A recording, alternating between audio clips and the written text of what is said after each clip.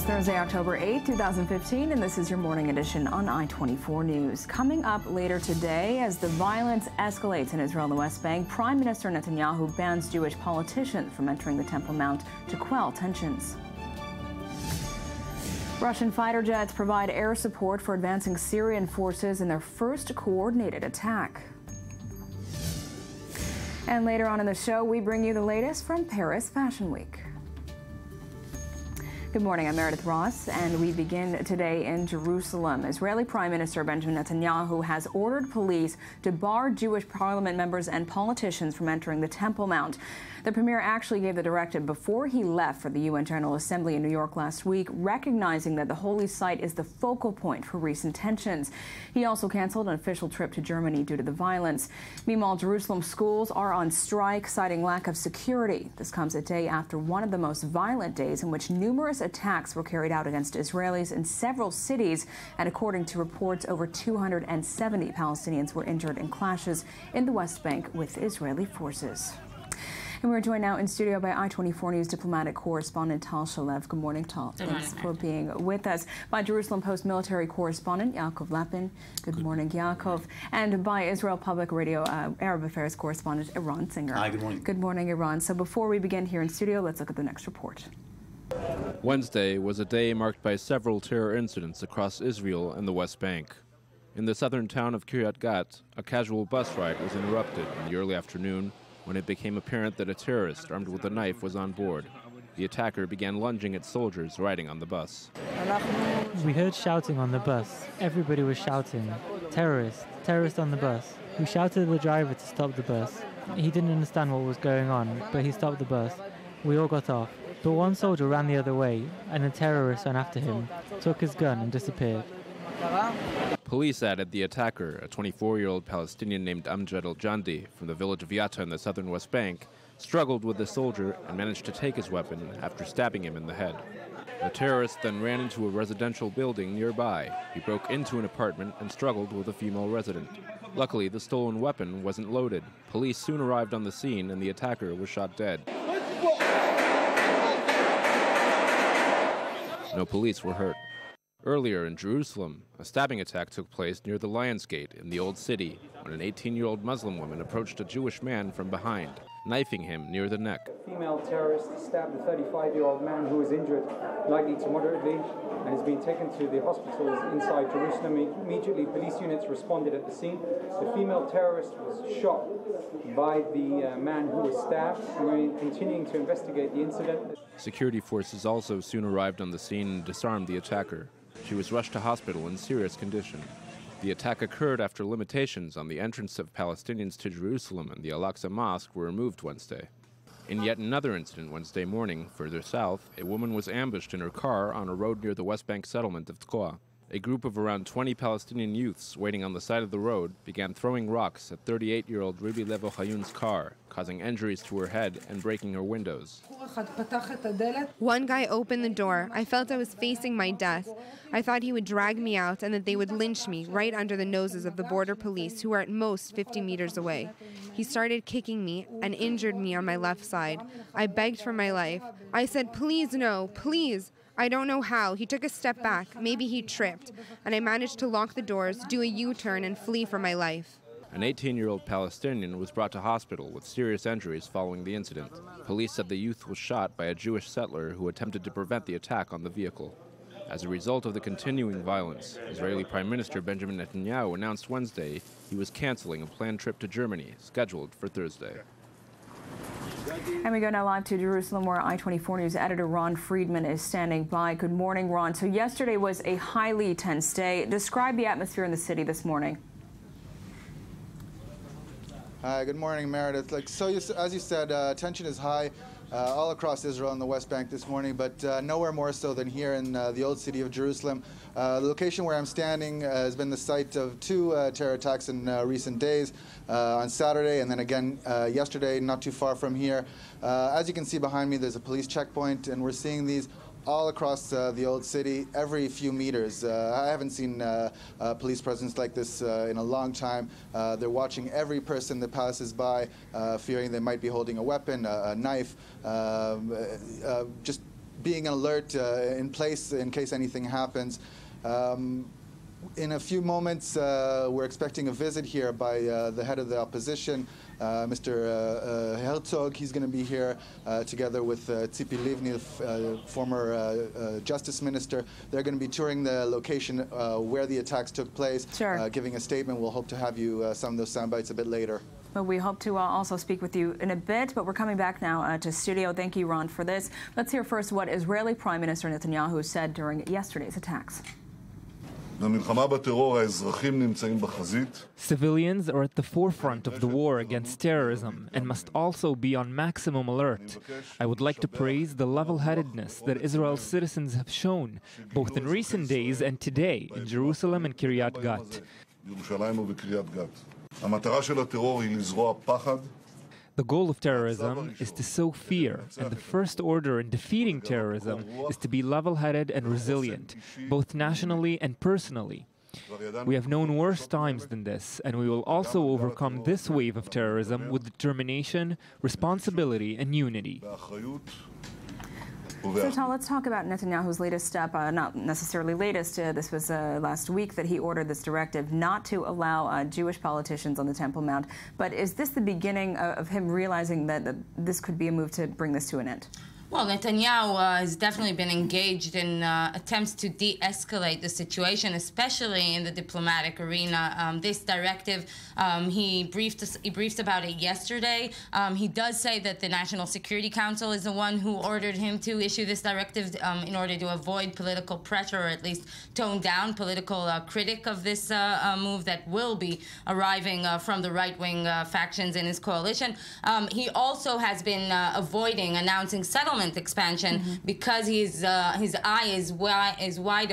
ears are wide open to the international community, and the international community is starting to voice concerns about the situation in growing vocality, we might say. But yes, this is part of an ongoing connection with the Jordanian Hashemite kingdom. Netanyahu has been very attentive of throughout the past few months and years. We do know that this connection between the Israeli government and the Hashemite kingdom is a point of de-escalation at many times.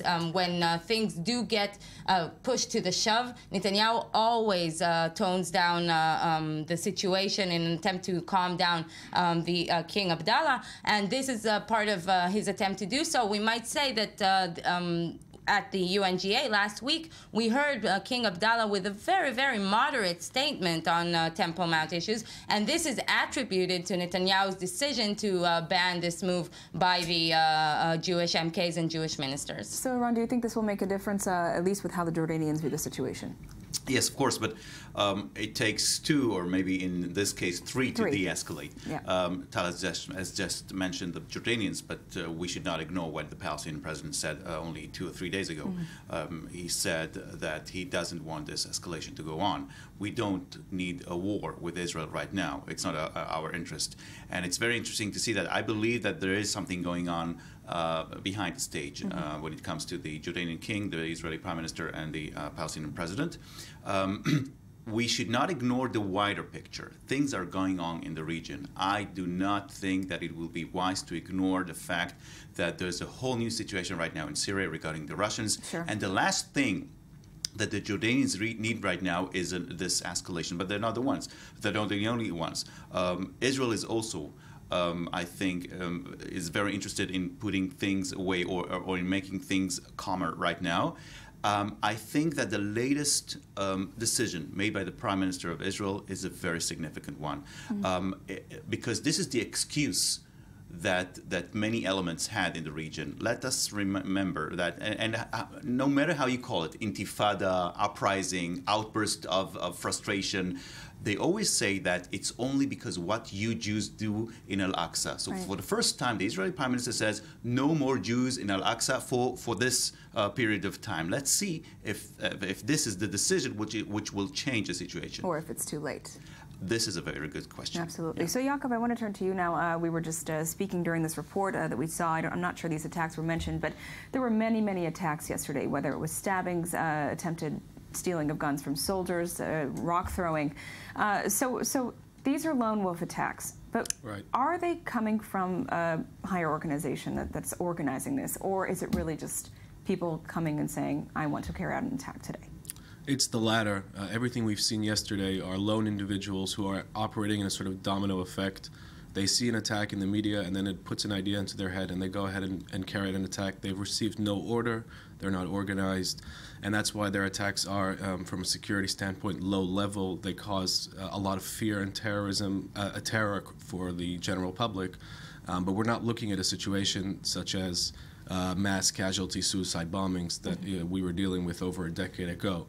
In the West Bank, there are attempts all the time by Hamas to set up more significant organized terror attacks, but most of these efforts are not succeeding because of the very widespread coverage that the Shin Bet and the IDF have across the territories. So we're looking really at a domino effect, unorganized, one event leading to the other, and an attempt by both security forces here and the Palestinian Authority to cut off this sort of domino effect and lead to a calmer situation. And you know, talk. Okay, I want to say that actually this the situation creates a motive for both Netanyahu and Abbas to return, and I'm following up on Iran here, to return as quickly as possible to the negotiation table to give some kind of path forward. So I wouldn't, but in order for that to happen, Netanyahu has to have a political shift inside his own cabinet. I wouldn't rule out that occurring if the situation continue to escalate.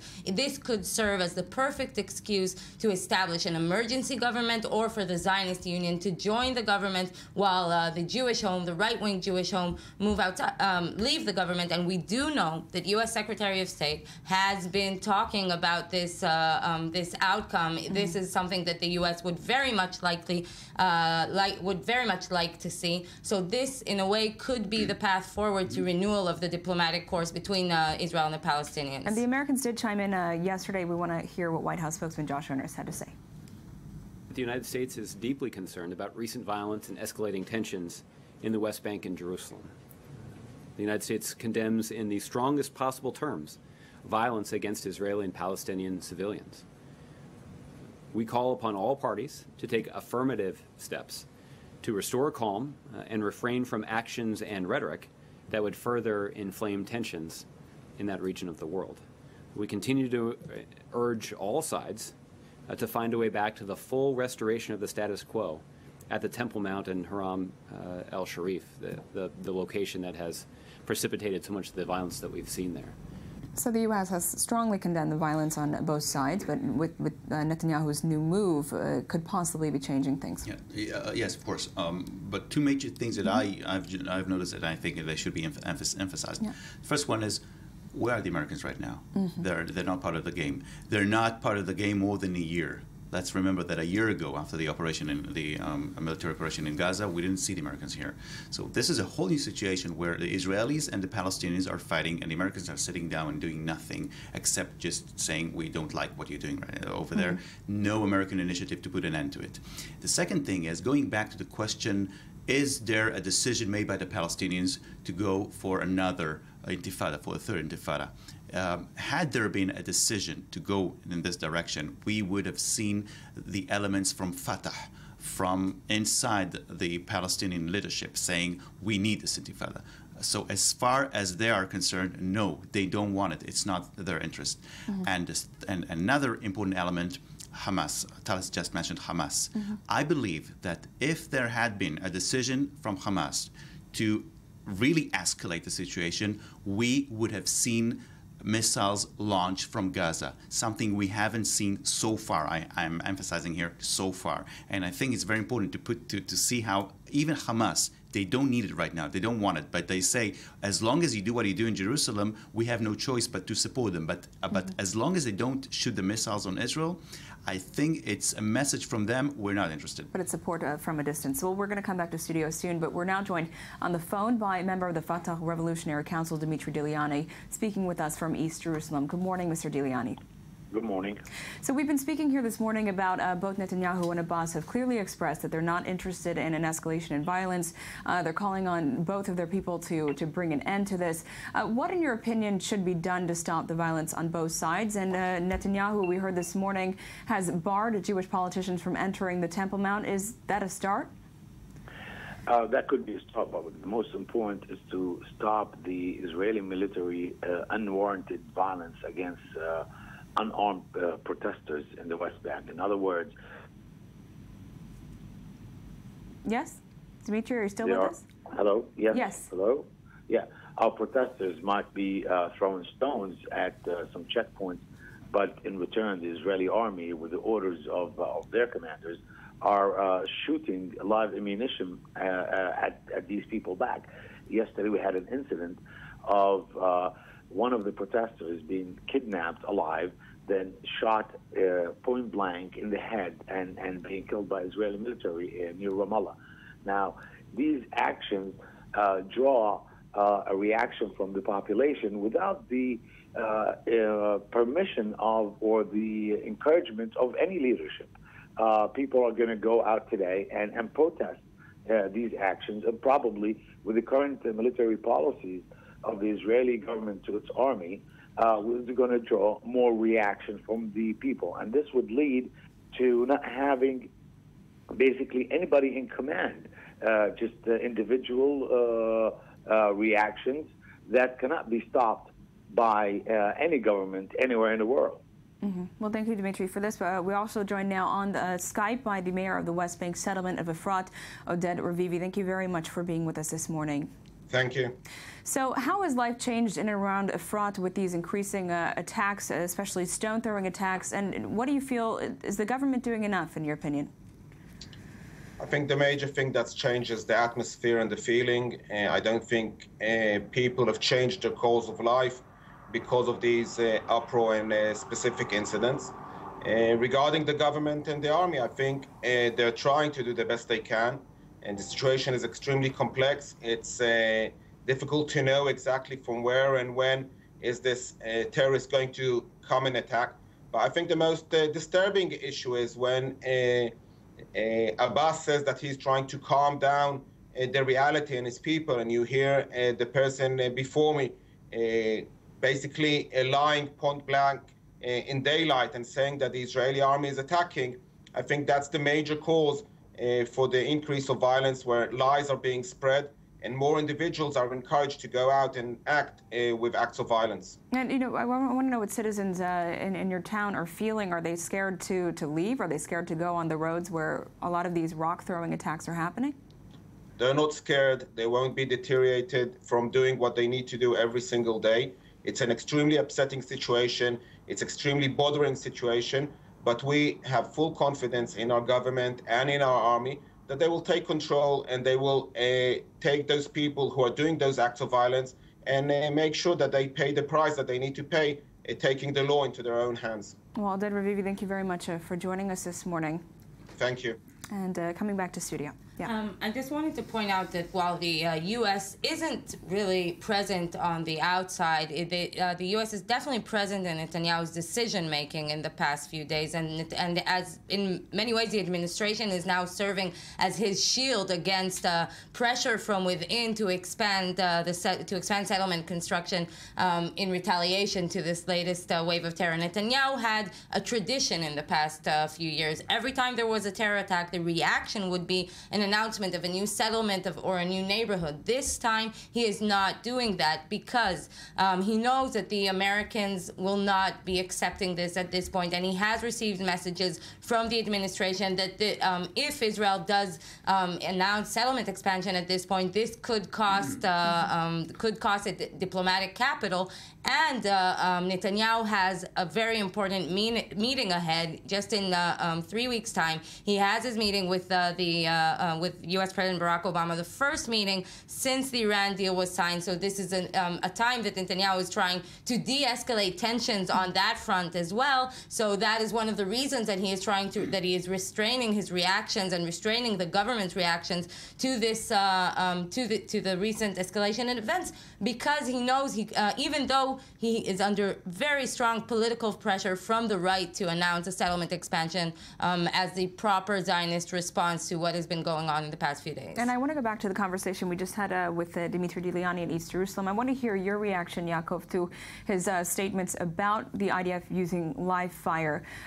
In these situations, why would live fire be used? The IDF has a policy in cases where soldiers are dealing with a very violent disturbance, which has a large number of participants. It will sometimes employ live Ruger rounds from a rifle. This has been in place for years. It's a smaller caliber rifle round that's usually directed at the legs, and it's usually employed in situations where there are Molotov cocktails being thrown at soldiers, where there are explosive device, improvised or standard grenades that we've seen in Rachel's tomb in recent days. These are the situations where usually IDF will allow its soldiers to employ, in a very selective manner, Ruger rounds, which are considered live fire but lower impact ones. Mm-hmm. If I may go back to the political situation right Sure. now, with all due respect. No, there are so many angles to this. It's, we could really talk about it all day. You're totally right. And Tal has just mentioned the Americans, and we talked about the Palestinians. But I think that the most problematic issue for Netanyahu right now is the far right in his own coalition, the Jewish house, the Jewish home. Is this his opposition right now? Yes. Because otherwise, no other way to describe it. Yes. Actually have anything to say? I've just heard that the Minister of Agriculture, Uri Ariel from the Jewish Home, he was on an interview on one of the radio stations here in Israel, and he was asked about the decision that Jews will not be allowed. And let us remember that he was the first one to go and come out only a few weeks ago. And according to the Palestinians, this is the reason for this outburst of frustration that we're now witnessing. And he was asked, what do you have to say about this decision made by the Prime Minister? He says, I don't understand this decision. I'm going to ask him, and if we don't get a proper answer, we will consider what to do. This is a threat to the coalition in Israel right now. We are witnessing some new questions regarding the future of this current coalition. I'm not saying that Netanyahu is ending his days as a Prime Minister, but maybe, and Tal is more capable of answering this question, I think we're seeing the beginning of something new happening in this government. But Netanyahu also has another problem, that he has right-wing opposition inside his own party, inside his Likud party. And one of the things that we are seeing is the strength of the settlers' lobby inside the Likud. We saw ministers from Netanyahu's own party demonstrating outside his house against the government in what has been described as probably one of the biggest political absurds that this country has seen, when a member of the government protests against his own government. So Netanyahu definitely has a leadership test ahead of him. And yes, I agree with Iran that we will definitely might be seeing a political shift, but that also depends on Isaac Herzog. That also depends on how much Isaac Herzog will be able to tone down criticism and objection in his own party, because many people in his own party do not want to give Netanyahu this saving, to save him from this problem.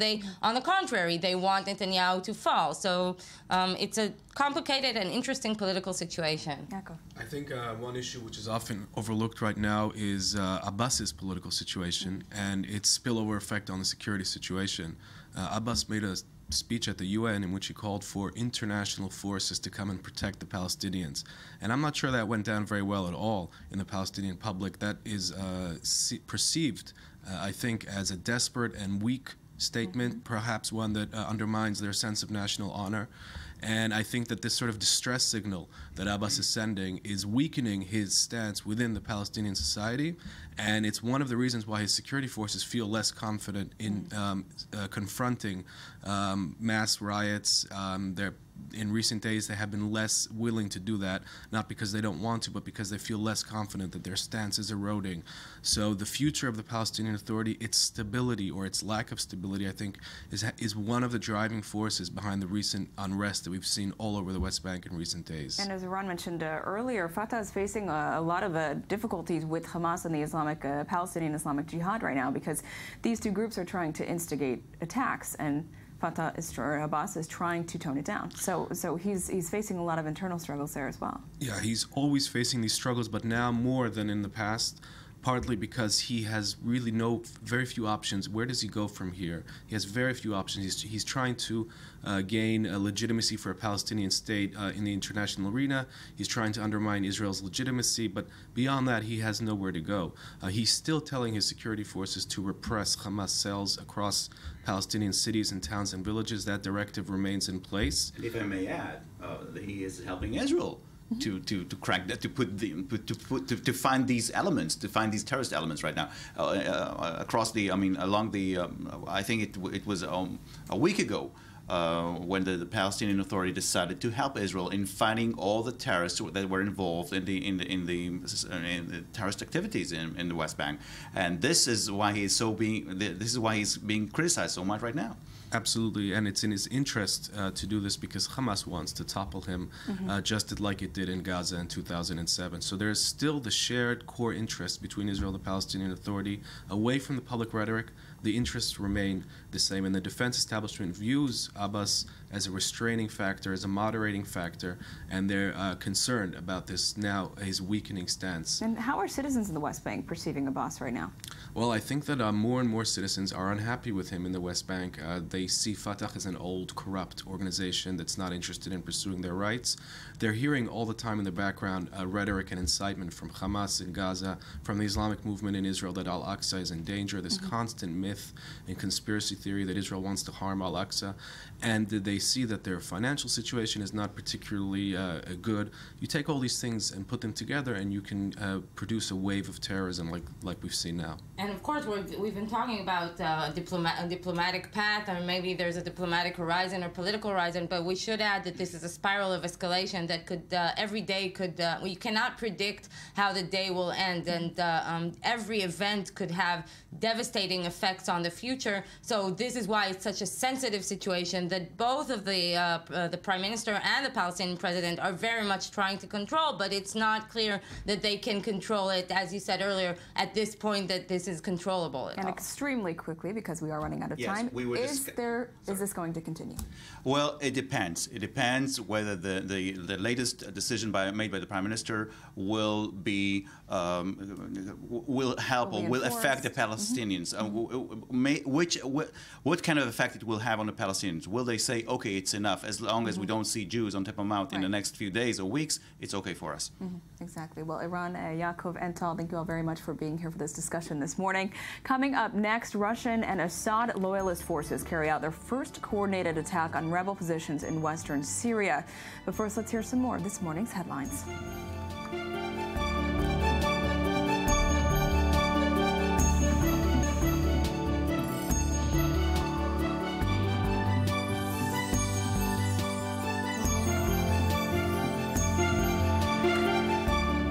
Good morning. Welcome back to the Morning Edition on I-24 News. Let's say good morning to Ami Kaufman, who joins us daily to discuss the news we've missed while scanning the headlines. Good morning, Meredith. How are you? I'm doing well. How are you doing this morning? Good. We're going to start with the Afghan hospital in Kunduz, the Doctors Without Borders hospital that was bombed by U.S. forces a few days ago. There's a lot of zigzagging that we're seeing from the U.S. and taking responsibility, not taking responsibility.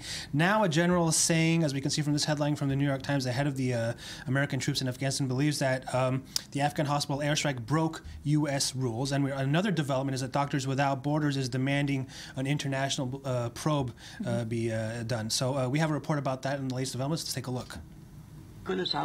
Outrage over the devastation at a hospital in Kunduz, Afghanistan, the result of an errant U.S. airstrike which killed 19 people. This was not just an attack on our hospital. It was an attack on the Geneva Conventions. This cannot be tolerated. To this end, the medical organization is calling for an international investigation into the incident, which the U.S. concedes was an inadvertent error.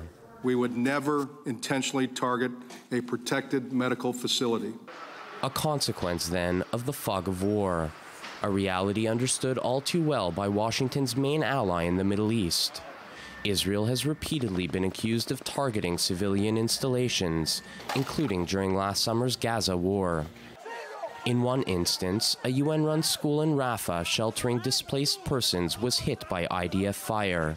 The White House immediately denounced the incident as disgraceful. You don't see any difference, any dissonance between telling Israel that just the suspicion of militants being nearby isn't enough to put at risk the lives of innocent civilians, and what this government does itself. In fact, we're saying we hold ourselves to a high standard, and we've had to keep ourselves to a high standard over time, and Israel should do the same. Israel conducted an inquiry into the Rafah incident. An aerial-launched missile targeting 3 terrorists exploded just as their vehicle passed by the school gate. A UN Board of Inquiry report later confirmed the account. But given the U.S.'s condemnation, the same journalist this week turned the tables on Washington, asking whether Kunduz should be judged as harshly as the Rafah incident. Disgraceful and appalling? Again, I would only just reiterate our... With answers still being demanded, the U.S. has agreed to open an investigation. As the Taliban recently overran Kunduz, it is not unreasonable to expect a reasonable explanation for the mishap. Yeah, one thing that General John F. Campbell said yesterday, that under the rules, airstrikes are authorized. You need to meet 3 criteria.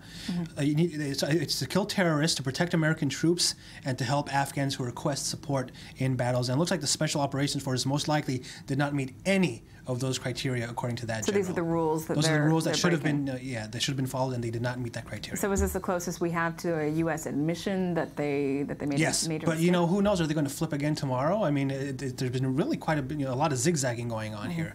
But this is, the highest-ranking commander in Afghanistan, so. Yep. Okay. As we said yesterday, we learned about the Nobel it's Nobel season, of course. A lot of announcements going on. Nobel in physics was given out 2 days ago. Yesterday, we learned about the chemistry Nobel that was given to 3 scientists: Thomas Lindahl, Paul Modric, and Aziz Sankar. They were named as the winners of the chemistry Nobel. Their work has uncovered the mechanisms used by cells to repair damaged DNA, which is a fundamental process in living cells, and it's important in cancer. And damage to the DNA can come from stuff like UV radiation, and defects can arise when DNA is copied during cell division. That's a process that pretty much happens 1 million times in our body every day. Absolutely. And they discovered this, and they're going to share about $1 million, those 3 people. So good news for them. Well, it seems like you can't really put a price on that kind of discovery. That's right. It's saving lives, right? Yeah. Speaking about saving lives or damaging lives, a lot of this is one of my favorite stories, as you know, the Volkswagen story, the cheating on emissions. A lot of Volkswagen car owners, are wondering when their cars are going to be fixed, because right now they're still driving around their diesel cars and polluting, aren't they? About 40 times as much as their Yes. So Volkswagen announced yesterday that they are going to launch their recall in January. We're talking about at least 11 million cars in the States, another few million in Europe, and probably we're going to hear about some more. But Audi and Skoda also are involved with this. They're the sub-brands of Volkswagen, and the recall is expected to be completed by the end of 2016. Interesting thing that their new CEO said, Matthias Müller. He said that Volkswagen is going to probably have to pay some fines, but he also stressed that there were no deaths and our cars were and are safe. I have a real problem with that kind of quote. That's kind of like saying, that factory that is, polluting the skies now with very noxious fumes. Okay, nobody died, right? The ash didn't hit anybody. But he's been polluting for the last 6 years. It's just been, I think it's a disgraceful thing to say. Yeah, we are just going to break now live. We just have some images live from Jerusalem. Of course, we see the leader of the opposition, Isaac Herzog, also Tzipi Livni standing with him. So he is speaking now to the Israeli press in East Jerusalem, showing perhaps some support there because it's been a very difficult time. And as we know, this morning we learned that Prime Minister Netanyahu actually called on the police to bar Jewish politicians from entering the Temple Mount. So a lot of activity here. Yair Lapid of Yesh Atid is also supposed to go to that area as well. That's the street, the Haggai Street, I think it's called, in the old city where at least one of the stabbings in the old city occurred. Yeah, I think there are maybe 2 stabbings that occurred on the street. So significant there. We just brought you some live footage. We can continue with our press review. Back to another one of my favorite stories, Joaquin El Chapo Guzman. Remember him, the drug lord from Mexico that escaped with that tunnel, that crazy tunnel.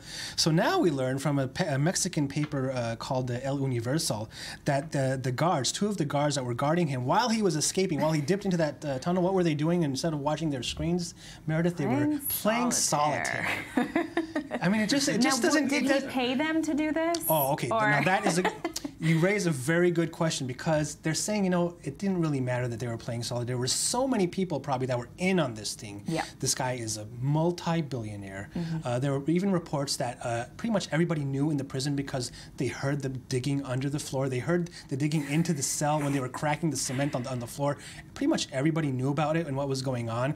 So, with all due respect to the guards playing solitaire, yeah, it's like if Trump were in prison. Sort of by the way, there are rumors that El Chapo has put a bounty of a few $1 million, a reward on Trump's head. Really? So anyone who will assassinate Trump, wow, El Chapo might. He was clearly offended by his remarks on Hispanics. Absolutely. Right. On to Iran and its supreme leader, Ayatollah Khamenei. He yesterday said that he is banning any further negotiations between Iran and the United States after, they reached a nuclear deal last month. Actually, that was in July. But his statements actually really contradict those of the moderate Iranian President Hassan Rouhani, who says that his government is ready to hold talks with the United States on how to resolve the conflict in Syria and other stuff and economic issues. That's the thing that I was wondering, because you see these two leaders, the president and the Ayatollah, and they say such different things to the media.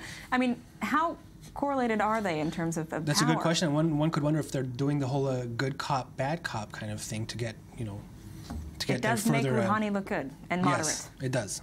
Yes. It is a conference season in Britain. We saw the Labour Party conference a few weeks ago. Now we're talking about the Tory conference of Prime Minister David Cameron, and he really lashed out at Jeremy Corbyn, calling him a security threat. I want to listen. Let's listen to a soundbite of this. His really, really harsh words from the conference. Thousands of words have been written about the new Labour leader, but you only really need to know one thing. He thinks the death of Osama bin Laden was a tragedy. No. My friends, we cannot let that man inflict his security-threatening, terrorist-sympathizing, Britain-hating ideology on this country we love.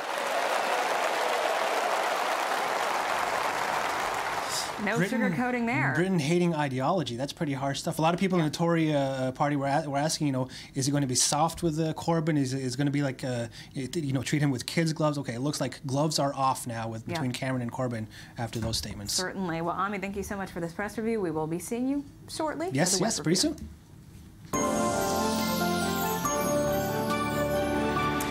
And also making headlines, Russian warplanes took part in a joint military offensive against rebel groups in western Syria yesterday, marking an escalation in its involvement in the ongoing civil war. The Russian fighter jets provided air support for a ground operation by the Syrian army and pro-Assad militias, including Iranian-backed Hezbollah, targeting insurgent positions in the Hama province. Moscow, a top ally of Assad, started airstrikes in Syria a week ago, saying they were targeting Islamic State jihadists, but fighters on the ground and Western countries have said the Russian campaign is mainly focusing on other rebel groups that pose a threat to Assad rather than combating the headliners. U.S. Defense Secretary Ashton Carter described the Russian strategy as a fundamental mistake and said that American forces would not cooperate with Russia as long as it continued to pursue it.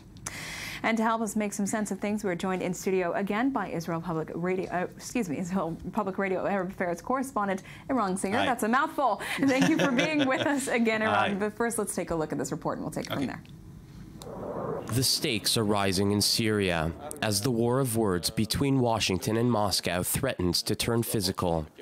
The two powers remain at odds, unable to devise a mechanism to coordinate their military activities. We are not prepared to cooperate in a strategy which, as we've explained, is flawed, tragically flawed on the Russians' part.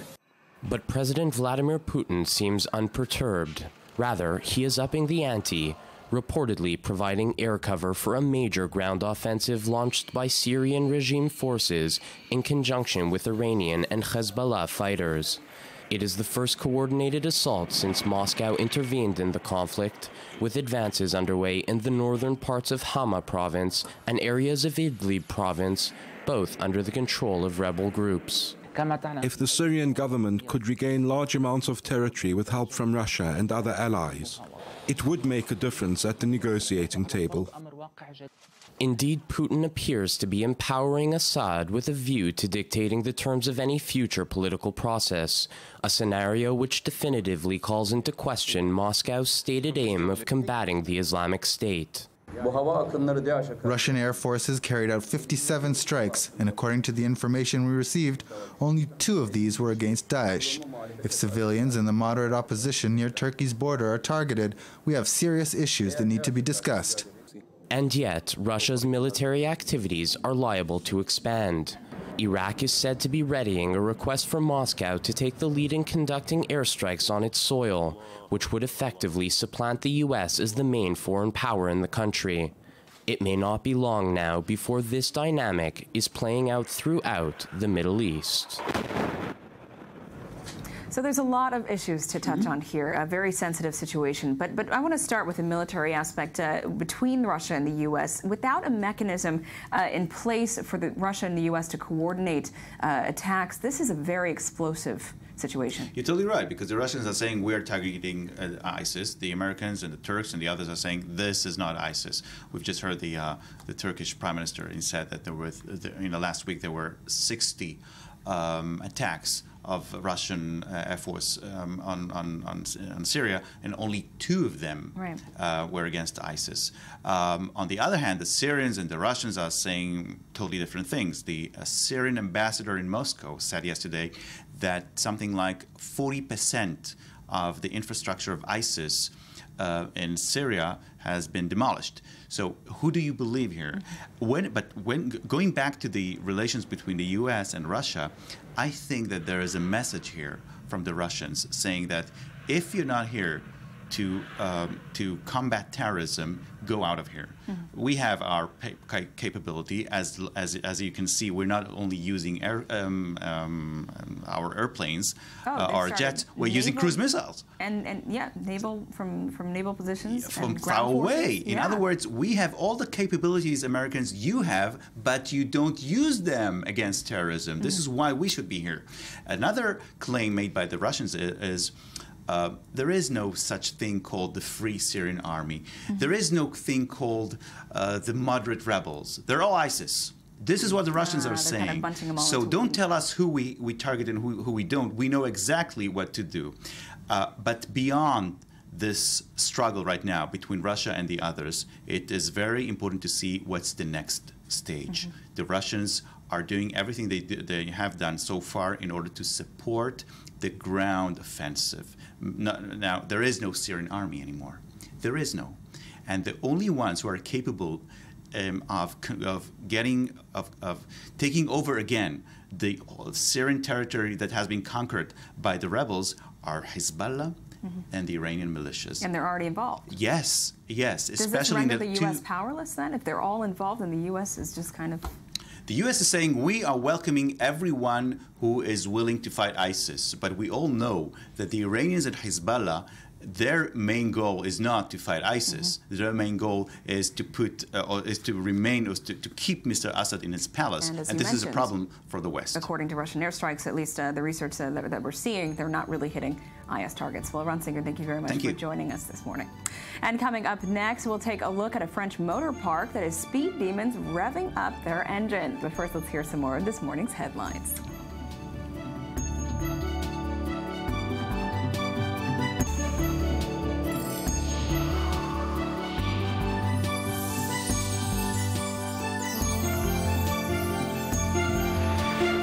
Welcome back. It's still Thursday, October 8, 2015. This is still Morning Edition on I-24 News. Thank you for staying with us. We're going now live to Jerusalem, where I-24 News editor Ron Friedman is standing by. Good morning, Ron. We spoke with you earlier. We understand that the leader of the opposition, Isaac Herzog, just made a visit flanked by other ministers. What can you tell us about his statements there? Hi, Meredith. So yeah, we're here in the Old City in Jerusalem. Right behind me, you can see lots of police, lots of press. That's all for the visit of opposition leader Yitzhak Herzog. He's actually visiting this home right here, which is the home of Nechemia Levi, a victim of a terror attack from Saturday. He came here primarily to pay his respects to the family. They lit a memorial candle here, but also to show presence and embrace the security forces, who he said are doing an amazing job here in Jerusalem and around the country, keeping people safe. Also had a few political comments saying that had he and his party been at the helm at this time, they wouldn't have allowed tensions to rise this high. Some criticism at the government, saying there's lots of infighting there.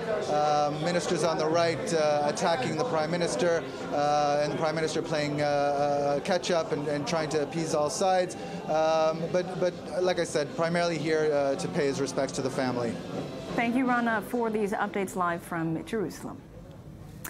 And moving on now, our next guest, extreme sports photographer Amir Weitzman, has the enviable job of visiting and filming some of the most exotic and exciting locations all over the world.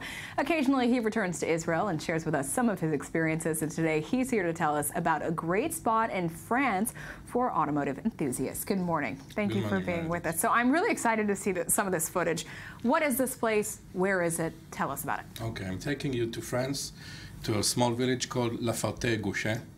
It's a small village very close to Charles de Gaulle Airport and to Disneyland, only 40 minutes from Disneyland. Okay. And it's a huge place for all motor activities that you can dream on. Everything that you have motor, they have inside this park, and you can come and you can do the activities. It sounds like an extreme sports, Disneyland. That's what it sounds like. Yes. What we see in the videos now, we see the school, the driving school that allow you to be extreme sport or professional driving. You can join the class, you can understand, they will teach you what to do in a professional race course. In the morning, you have 1 hour in the class. In the afternoon, you go out, they will give you a Ferrari, Aston Martin, and you can drive all day around the car. That's amazing. Yes, and in the afternoon they will allow you to go you go up another step. You go to a monoplace car, Formula 3. This is the closest you can get to driving a Formula professional car in a race course, a professional race course. And I assume safety measures are also, safety is always in first place over there. They teach you. You stay in the class for 1 hour. They explain you the basic on race driving, and in the afternoon you can enjoy yourself going in the monoplace. So you shot this while driving? Yes, I'm using my GoPro and my helmet.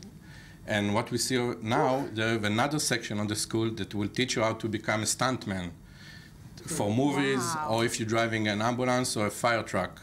And you can do drifting, you can do wheelie on the car, you can do everything. They will teach you to be a professional driver. That's so exciting. I mean, so you're alone on this track. I mean, they don't let people go. They don't let a lot of people go at once on the track. It's one person at a time? No. On the racetrack, you're going like a real race. There is maybe 6 or 8 people going behind you, and it's a real race. And in the middle of the race, you understand you can go and pass somebody from the left and from the right. The experience is unbelievable. You can feel the speed in your body because. So you have to buy tickets in advance, right? Like it's long. You have to order. Like a long process. You have to order in advance, like a ticket or something like that. But you will pay by the laps. Every laps that you do, you have to pay. How much? How much do you pay? It depends on which car you choose to drive. Oh. If you go, it starts from 80 euro to 140 euro for a lap. For a lap. For a lap. Yeah, 2.6 kilometers is the 1 lap. Wow. What? So that doesn't take too much time, actually, especially when you're going fast. But I think it's the only option for you to drive an Aston Martin or a 911 Ferrari or Porsche or something like that. But you have to understand, everybody can go over there. Yeah. You can leave your wife shopping in Paris. You can take the train 1 hour to La Ferté-Gouchet, and you can experience what I experienced over there. This is a dream. I can imagine every lap that goes around, you're just like, oh, there's another 100 euros. Oh, I was a guest, so I was running all day. You were a VIP. Yeah, and this is the monoplace we see. It's Formula 3 Renault, 180 horsepower. Wow. It's amazing. and you can feel you are sitting close to the ground, so you can feel the engine in your bones. Wow. Unbelievable experience. Yeah, once in a lifetime experience. So Yeah. there's a water boat as well. Okay, in the other section of the park is huge. I think it's something like 41 acres. Wow. And you can find every sport that you want. This is a jet boat race. The jet boat is equipped with a... This like makes me want to hold on to the table watching this footage. This boat can make from 0 to 100 in 8 seconds. And what's important here and what it's unique, they will do in the curve 5G. You will experience on your body 5G experience, like a fighter pilot. What does that feel like? You feel your stomach to your spine. Yeah. Wow. And it was the most scariest experience that I ever made. And after 6 minutes, I tell them, go back. It's too much for me because the G is very, very strong. It's very strong, and if your body's not used to it. The water is only 50 centimeters. Wow. And if you see on the side, they have this black sheet. They thought they will grow fish inside, but the pelican came and started to eat the fish and they make holes in and they finished growing fish over there, and now they're using it only for the jet boat. Wow. Well, Amir, this was really exciting. I mean, this is amazing footage that you got. I'm glad you survived it, and you can be here to tell us about it, but it sounds amazing for any kind of extreme sports enthusiast. Thanks so much for being here. Thank you. And moving now, joining us again in studio is Ami Kaufman for the Web Review. You know, this is pretty embarrassing after all that, and I'm going to say, you know, what excites me? It's not the cars. How can you It's not on the top boat. that? What excites me is a bake-off. A bake-off. Yeah. Well, okay, this isn't just any bake-off. Okay. This is the Great British Bake-Off, the most popular show in Britain now, probably for the past few years. Last night, we had the final. 14 million people in the UK alone watched that show. And the winner of the show was Nadia Hussain. As you can see she's a Muslim woman from originally from Bangladesh. She won this thing. She's the mother of 3 from Leeds. She produced a pretty much flawless cake. There are actually a few rounds in this thing, and all of the rounds she did, they were flawless. They started with 12 competitors. Yesterday there were the 3 finalists, and it was an amazing show, a very emotional show. Do we have any images of this cake by chance? Or? I don't think we have any images of it, but she made what she did is she made a wedding cake, and she made it with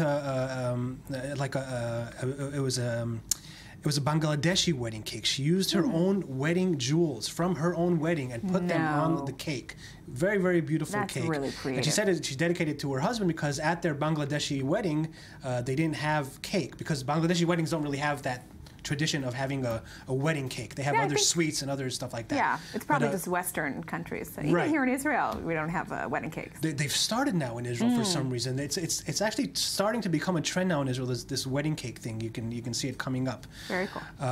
But yeah, that's what everybody was watching. I was watching it live. Everybody, I think she was pretty much the favorite of everyone. I was rooting for Nadia. Good. Even my Facebook profile pic is now of Nadia. I'm just totally in love with this woman. I am totally in love with this woman. That's awesome. She is amazing, and I'm very, very happy she won. And everybody else, I think, is happy too. Yeah. So let's look at some viral videos.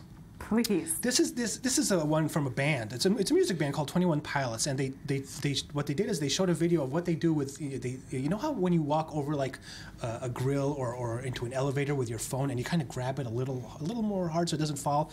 They did on purpose what they call phone pinching. Let's take a look. Okay. Holy crap, Tyler. Dude, what are you? Oh my god. Dude, in the elevator? Dude, Josh, careful! Don't. The exhilaration! The exhilaration! Oh no, oh no, oh no, oh no. One more. I just got one more. Phone pinch. No. Pinch. Dude, don't do Hold that. it. You hold that. Holy crap. The exhilaration. The exhilaration. Oh my. That was pretty, wasn't that hard for you to watch as a daredevil like you? That was. It is hard. My heart started to beat. You see? But Forget the 5Gs. True. This was really this was hard to watch. Yeah, you're right. I guess I don't realize it, but in moments like that, when you're over grates on the ground and stuff, you hold on. You hold on to that thing. It costs, I don't know why. Smartphones are getting thinner and thinner. Yeah, more expensive, and all your pictures are on it and everything. Oh, It's like your life. Speaking of pictures, let's talk about the 5 most popular Instagram photos of all time. This is what Time Magazine did. Let's check out this headline. You can see it from the headline. The first most popular picture today so far is this one, which was taken on May 25th, 2015. Oh, yeah. Kendall Jenner. With her elaborate sweet. heart-shaped hairdo. That cool. one, as you can see, has about, I think it's like 45 million likes. Wow. It's crazy. Next one in number 2 is a Taylor Swift one, a photo of Kanye West giving her these flowers after the VMA award, where he kind of went onto stage, remember, and then he interrupted her and all that stuff. You know, this just looks like a piece of his wedding wall. Remember they did like a wall of roses? Yeah. He just kind of regifted it, I think. I'm kidding. This one has 2.5 million likes. Wow. In third place is another Taylor Swift one with her boyfriend. It's a little less than 2.5 million likes. And in fourth place, it's again the Kardashians. This is one 2014. This is what I'm talking about. Wedding, There's the rose wall. The rose wall. That's it. You were right. You were right. It's the rose wall. Here's a chunk of my wall. And in fifth place, it's another Jenner from the Jenner clan. This is Kylie Jenner and her when she got her high school diploma. So it's really the Kardashian clan and Taylor Swift are they're dominating. But let's look at what happened. We actually have another picture. We do? We have a surprise for you. Oh my God, is it gonna be embarrassing? Let's see if we can put it up. It might take a little while. There it is. The cake. That's from the Bake-Off. Bangladeshi cake from the Bake Off. So Isn't that gorgeous? This is her jewelry. This is not. That's her jewelry, Yeah. and the blue stuff is like a sari. That's kind of what she wore to her wedding. That is incredible. But the cake I must say. I haven't seen that, so I'm very glad we got pretty cake. to. The other finalists also did some pretty amazing stuff, but she was just flawless. Yeah, she was flawless. I think it's also the emotional story behind it as well. So the emotion, she got very emotional at the end. Even the judges cried, and everyone was crying. I'm gonna have to watch this finale. My God, you're gonna have to watch it. Okay. And if we could just go back to the time thing, let's see the pictures that were the biggest pictures of each year. 2010, this was the most popular picture of the founder of Instagram, Kevin Systrom, took a picture of his dog. Now look at the numbers, 42,000 likes. That was compared to the 2.5 million likes of the current picture, that Kardashian picture. Wow. In 2011, we can see the next one. It's, of course, before the Kardashian craze, it was Justin Bieber with a picture there of 250,000 likes. So we're going up. In 2012, it was Louis Tomlinson and Zayn Malik of the One Direction folk there, 936,000, almost a million. And in 2013, it was again Justin Bieber with Bruce Willis. And in 2014 is pretty much what we already saw. It was that Kardashian. It was that Kardashian picture that we already saw. Will Smith. Yeah, what did I say? Did I say Bruce Willis? Wow. They're looking alike these days. Why did I say Bruce Willis? I don't know. Why would I think about? Did you see a movie last I night with Bruce Willis? apologize. I apologize to everyone. No, it's okay. That is not, doesn't look anything like Bruce Willis. No, okay. Oh, it's all good. I apologize. But yeah, the Kardashians are like really the dominating. Kardashians. And before, I guess you could Instagram. see that it was the Biebers, the Beeb. Yeah. What does that reveal about our society? I don't want to tell you because it's embarrassing. Says the man who was watching the Great British Bake Off. Come on, that's innocent. That's okay. Do we have time for some more, I think? I think we do. Okay, here's a viral video. This is coming from Monrovia, California, where sometimes you have bears, brown bears, that are walking around the countryside, and they kind of walk into the gardens. But this specific garden had a small 20-pound bulldog, French bulldog. Let's see how it reacted to these bears that are walking around. Look at this. He sees it. He totally attacks the brown bears. The bear got his hand around him too. Yeah, look at that. Look at the bears. They're running all over the place because this bulldog is scaring them off the property. Yeah, look at that. Scary. I wonder if and look, they jump over the fence. And look at that. That is a guard dog right there. 20-pound. That is incredible. 20-pound French bulldog scares away 2 brown bears. You don't scare me at all, brown bears. Wow. I mean, Amazing. Are those fully grown? They look kind of young. I think they're a bit that young. big. They're probably cubs of some sort. So that probably helped as well. Yeah. They just got spooked. By this crazy little thing. The crazy little French bulldog. Yeah. Well done. Really Move well over, done. German Shepherd. It's the French bulldog who's now the best guard dog. So okay, I think we have a quick time for one more. Quick time. Okay, if you use LinkedIn, they are settling because they $13 million after a class action lawsuit, and you might get $1,500. There was an Add Connections feature which let users import connections to their site through email.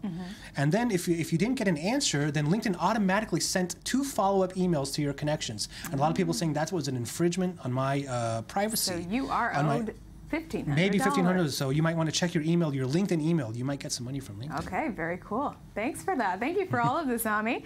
And coming up next, everything there is to know about Paris Fashion Week. Stay with us, but first let's hear some more of this morning's headlines.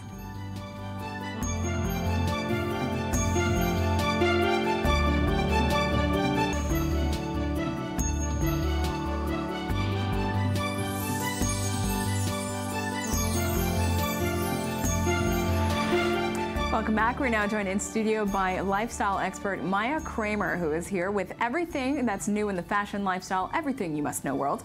So, yes, hi. Paris Fashion Week. So Fashion Week has sadly come to an end. Aww. Yeah, very sad.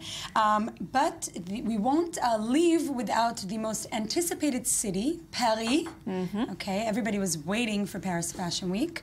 We're going to start with Alexander Wang for Balenciaga. He has left Balenciaga after 3 years as creative director. Wow. And he's bringing the brand to, he's brought the brand to double-digit growth and revenues of 350 million euros. Wow. So he's really grown the brand, but he's now leaving to focus on his own brand. And it was announced this summer that he'd be leaving. His successor's name is Demna Gvasalia. Okay. He's from Vetements. Vetements is a very successful brand. He was the creative director there, and now he's moved on to Balenciaga. So he's known in the fashion world. This is still a big transition. Yeah. You'll still hear also Alexander Wang because of his own brand. I want to move on to the fashion icon, Karl Lagerfeld. Yeah, you guys know who he is. A lot of cartoons on him. He's really a character. Yeah, designer for Chanel. There he is. In the past, he's transformed the Grand Palais into a casino, a brasserie, a supermarket, and everybody was waiting what he would do this year. He's converted the Grand Palais into an airport terminal. That is really cool. With check-in counters. It really looks genuine. I mean, look at these pictures. Yeah. Boarding gate number 5, like Chanel number 5. Departure screens, metal waiting room seats, male flight attendants. It was really cool. Like the environment was very airporty, you know, and there were people from all over the world. And there's so much to look at. Yeah. You just kind of don't know where to look. Yeah. Exactly. People came from U.S., Brazil, China, Taiwan. It was like a real airport. Wow. We had celebrities there in the front row, of course. Vanessa and Lily Rose Depp. Here we see, there they are next to a very famous photographer. Chinese actress Bai Bai. Maria Sharapova from the U.S. Sure. Dressed very 40s style. Virginie Ledoyen. French actress, and Thailand's princess. Do not ask me to pronounce her name. Yes, very tricky names there from Thailand. Yes. We know this from the news. Wow, so lots of people came out. I mean, obviously it's Chanel's show, but that looks phenomenal. Really cool. I'm going to go into the it guy of the moment, Olivier Rousteing. He's the man behind Balmain. Let's see him preparing for Fashion Week. Oh, here's his collection.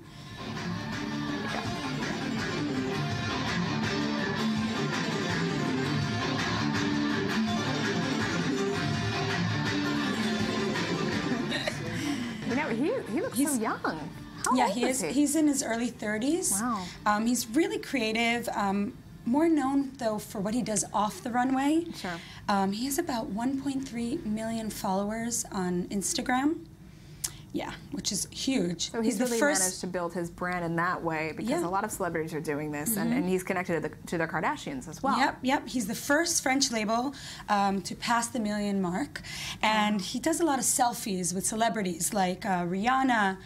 There he is with Rihanna, Beyonce, Victoria's Secret models. Well, that's a way to get a following. I mean, these people have amazing followings. Exactly. So he's really tapped into how Instagram works and how to get fans. There he is with the Kardashian, Kendall Kardashian, and Kim Kardashian is his muse. Yeah. He was quoted saying, "First, I think she's powerful. She's representing the new world and the new family, Kim, Kanye, and North. It's important to note that Olivier was abandoned by his biological parents and adopted from an orphanage in France as a child. So he's really like drawn to the family of Kim Kanye North. He also says she's pushing boundaries when it comes to the female form. I love dressing her. She's a different body type to the models on my catwalk. Yeah, definitely a different body type. That's pretty rare for a designer because Kim does not have the cookie cutter, you know, straight edge, anorexia, super never thin. eaten before. Exactly. Yeah. I mean, she's I eat actually lettuce. quite the opposite. So it is surprising to see such a high-end fashion designer go for someone like Kim and embrace the curves and just design the most beautiful clothes for her. Exactly. Yeah. Yeah. We're gonna go on to Christian Dior. Also a French icon. His show was in the oldest courtyard in the Louvre. It took 400,000 stalks of flowers, 40 tons of lawn, and 100 people working day and night for over a month to create an entire mountain that was 60 meters wide and 18 meters high. That is stunning. For his show. It's unbelievably stunning, but I can't imagine how much that costs. Oh my God, I mean, they invest in this. Yeah. And, you know, attracting almost as much attention as the decor was the brand's ambassador for Dior was Rihanna. Yes, let's have a look at what excites her before the show. I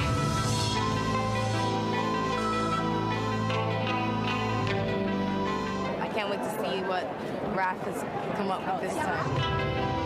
I'm excited about the stuff I'm going to get to wear. You know, I'm a bit surprised there because she's really edgy, Rihanna. Yeah, she's not very Dior. Yeah, exactly. I don't think she's very excited about what she's going to wear. Yeah, I know, exactly. But she's got to say it. She's the brand's ambassador. She's getting paid a lot of money. And again, she's one of those just really powerful women right now. Yeah. So it helps. Just like Kim K. Exactly. Okay, let's go to some of the trends, which is the really important part of Fashion Week. Of course. We're going to start with the slip dress. Probably the most unflattering thing because it shows everything. Did you see that? Everything. You must like that, yeah. Here we are in Balenciaga, slip dress, Saint Laurent, also Celine. Oh, yeah. Yeah, I mean, Saint Laurent kind of rocked it, and here's the Celine. Like this is like a classic. nightwear. You're gonna see it everywhere. You think people are gonna start wearing this on the street? For sure, for sure. Oh no, I thought not the phase see-through, was but gone. yeah. I know, and you can really see everything through silk. So yeah. Ouch, got to be again anorexic for that one. Sure. But the cool part, a cool trend, practical footwear.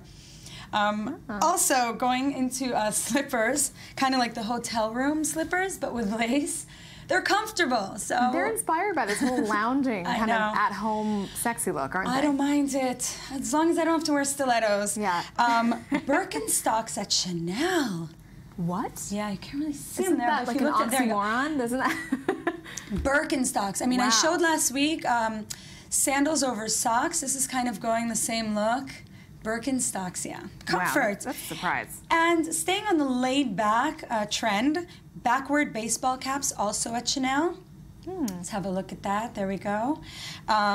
Overalls and tracksuits at Chloe. There's really comfortable overalls. Let's see, the tracksuit. Also, you're going to see this everywhere. Really? It's you kind can of a quote sporty, me on this. tomboy style as well. It's surprising yeah, to see such a masculine look for Chanel, by the way, because they normally trump the whole feminine, classic, timeless look. So it's interesting to see a bit of that in the mix. Yeah. So let's see what people will wear this spring. Yeah, let's see. But I really hope people don't follow on that slip dress trend, because that is just not flattering. I know, as you said. Maya, thank you so much for being here this morning. And joining us now in studio is the Culture Magazine editor, Aubrey Rosen-Spiegel. Good morning, Aubrey. I'm dumbfounded by all of this. I don't. Your jaws to the floor. No, I mean, to me, it seems like all the designers of the big houses, they get together one year and they say, what are we going to make them wear this year? Exactly. I mean, I guess they really dictate the trends, and it's kind weird. of It's funny. very strange. There are trend forecasters that do decide what the new trends are going to be based on politics, economy, things like that. Yeah. So slip dresses. Slip dresses. I'll be wearing that for next week. Yeah. My slip dress. Well, I hope not. So what you got for us today? Okay, so moving on from the glitz and glam of the fashion world, this weekend sees the opening of the new movie about Steve Jobs, aptly titled Steve Jobs. It's a sort of we've seen a slew of movies based on the infamous Ashton Kutcher film Jobs, but also a few documentaries about his life. This one is highly anticipated. Michael Fassbender is taking on the role of the man himself, Danny Boyle directing, and of course we have Aaron Sorkin on the script. So not a lot of audiences have seen this, and we don't know about box office and stuff like that because it hasn't opened yet. But the reviews that have come in so far has been very positive. Todd McCarthy of The Hollywood Reporter says Danny Boyle's electric direction temperamentally complements Sorkin's high theatrical 3-act study. So we should say the film focuses on three presentations from Steve Jobs' career. We know he had these iconic presentations of new Apple products, which he came to be known for, sort of the almost prophet look on stage, telling people with the adoring crowds, and I think it's from the beginning of his career, then when he came back to Apple, and then one of his final ones, it sort of tracks his career through that. And we have the trailer for this, don't we? We have the trailer for the movie. Let's have a look. What do you do? You're not an engineer. You're not a designer. You can't put a hammer to a nail. I built the circuit board. The graphical interface was stolen. So how come 10 times in a day, I read Steve Jobs as a genius? What do you do? Well, it certainly has all the makings of a big Hollywood film, doesn't it? It does. It's supposedly very fast-paced, walk and talks, Aaron Sorkin style. Aaron Sorkin is so good. He is very good, and we have a very interesting cast here. Seth Rogen as Steve Wozniak. That's an interesting choice there. That is a very interesting choice. Pretty good, actually. And he's supposed to be very good. Steve Wozniak himself loved his portrayal. Okay, good. Yeah, he was. They were in contact with Steve Wozniak for the role, and I think he loved the film very much.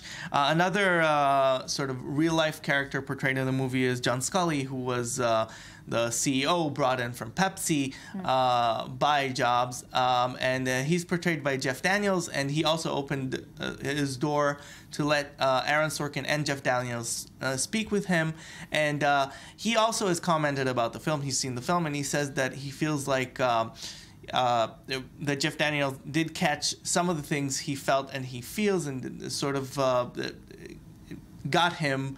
But he also said that he feels like that the films about Steve Jobs sort of focus on one aspect of his personality, sort of and we understand that he had many aspects of his personality. The good, the bad, and the ugly. Yeah, but the dramatic is, of course, the megalomaniac guy who takes credit for everything, and I guess that's what's portrayed, and I guess he had that in droves, so. Yeah, well, superstar cast, it sounds really good. Looking forward to it. Yeah. Yeah. And we're moving to porn. Oh. Okay. That's not be here today. That's not the direction I was expecting, but okay. Yeah. So what's going on in the porn world? Well, while I don't claim to be a porn expert. Sure. No, we're talking about 3D virtual porn for your VR devices. Yes. Marc Dorcel, a production company in France, who could imagine French, reinvigorating porn? Oh, yeah. Couldn't. Leave it to the French. They're going to be releasing a virtual reality 360-degree video porn. It took 8 months to shoot. Wow. I'm sure it was very comfortable. You know what? Let's listen to the actress. Not awkward at all. Yeah, let's listen to the actress tell us about the process. Okay. J'ai quand même 14 petites caméras. There were 14 small cameras that had to be turned on one by one. I was not allowed to move. We had to stick to our designated area to be able to create a 360-degree video. It's quite innovative. I find it very efficient and charming. It makes sense for this industry. I like it a lot. Okay, well, you know, whatever floats your boat. Well, it's very interesting because there has been virtual reality porn videos, but they have been CGI this far, and now they're trying to do it with real live actor. As we said, 14 cameras, 8 months. It looks to be very technical at this point. Yeah. But you know, the porn industry has always pushed boundaries, and as it pertains to technology, you know, they were the first to take VHS and stuff like that, DVDs, and so it makes sense that they moved to virtual reality. So quickly, do you have one last thing for us? Yes, quickly. we just want to talk about, you know, Stephen Colbert and Noah and Trevor Noah has been at their jobs for a few weeks now, and it's interesting to see what they have done. You know, people were skeptical about Trevor Noah basically because we didn't know what Stephen Colbert was going to do. He's doing fine as his own personality. It's a very funny show. The Late Show is very funny with him. He still carries on his sort of political biting edge. You know, it's sort of like getting the Colbert Show and then an extra interview show. And Trevor Noah was the big sort of question mark coming into, but he's doing fine. He's doing you know, well. He's holding his own. You know, I have to admit, I still have to check out how he's doing on that show, but we'll do that. Aubrey, thanks so much for all these interesting cultural stories today. And that's all for today's show. Join us again tomorrow, same time, same place. Thank you for watching, and have a great day.